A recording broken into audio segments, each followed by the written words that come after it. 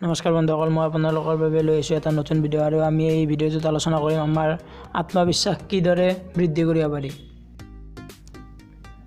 আমি যিকোনো এটা কাম কৰিবলৈ হ'লে এটা বস্তুৰ অতি প্ৰয়োজন, সেইটো হ'ল সেল্ফ কনফিডেন্স অৰ্থাৎ আত্মবিশ্বাস।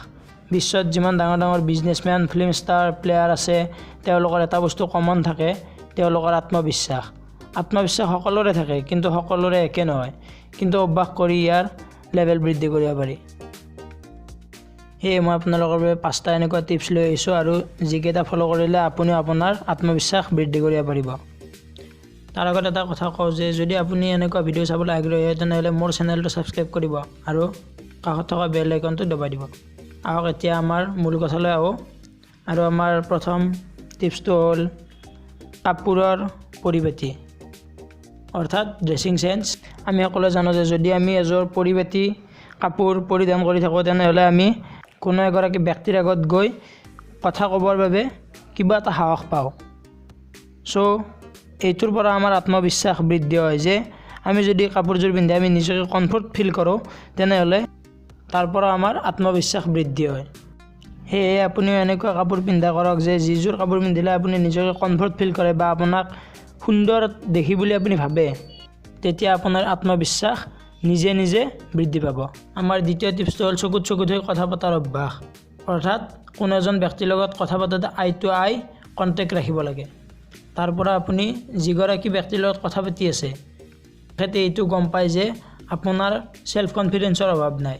যদি আপোনাৰ সেল্ফ কনফিডেন্সৰ অভাৱ থাকে তেনেহ'লে আপুনি আই টু আই কণ্টেক্ট কৰি কথা পাতিবলৈ কেতিয়াও নোৱাৰে। সেয়ে আপুনি সদায় কোনো এজন ব্যক্তিৰ লগত কথা পাতোঁতে তেওঁৰ চকুত চকুত হৈ কথা পাতিবলৈ চেষ্টা কৰক। আৰু আমাৰ তৃতীয় টিপটো হ'ল অতীতৰ কৃতকাৰ্যৰ কথা মনত পেলোৱা।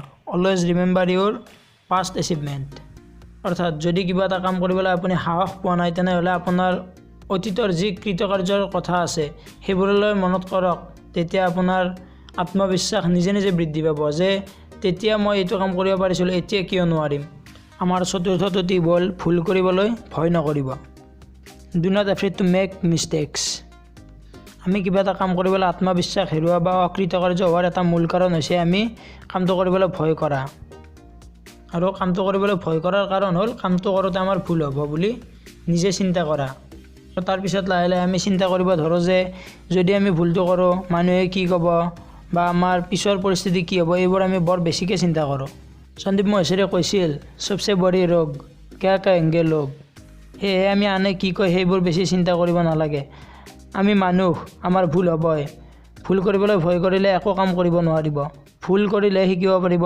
কোনোবাই কৈছিল ভুল কৰা, বাৰে বাৰে কৰা, কিন্তু এটা ভুল দ্বিতীয়বাৰ নকৰিবা। ইয়াৰ পৰা আমি কি শিকিলোঁ? ভুলৰ পৰাও যে আমি কিবা শিকিব পাৰোঁ সেইটো আমি গম পালোঁ। তেনেহ'লে ভুল কৰিবলৈ কিয় ভয় কৰিব লাগে? আমাৰ আত্মবিশ্বাস কম হোৱাৰ পঞ্চমটো কাৰণ হ'ল আমি ৰিস্ক ল'বলৈ ভয় কৰোঁ। অৰ্থাৎ আমি আত্মবিশ্বাস বঢ়াবলৈ হ'লে ৰিস্ক ল'বলৈ ভয় কৰিব নালাগিব। Do not afraid to take risk. আৰু ইয়াৰ কথা বুজাবলৈ যাওঁতে মই এটা উদাহৰণ দি কওঁ যে মুকেশ আম্বানীৰতো পইচাৰ অভাৱ নাছিল, তাৰপিছতো তেওঁ টেলিকম জগতলৈ কিয় আহিল?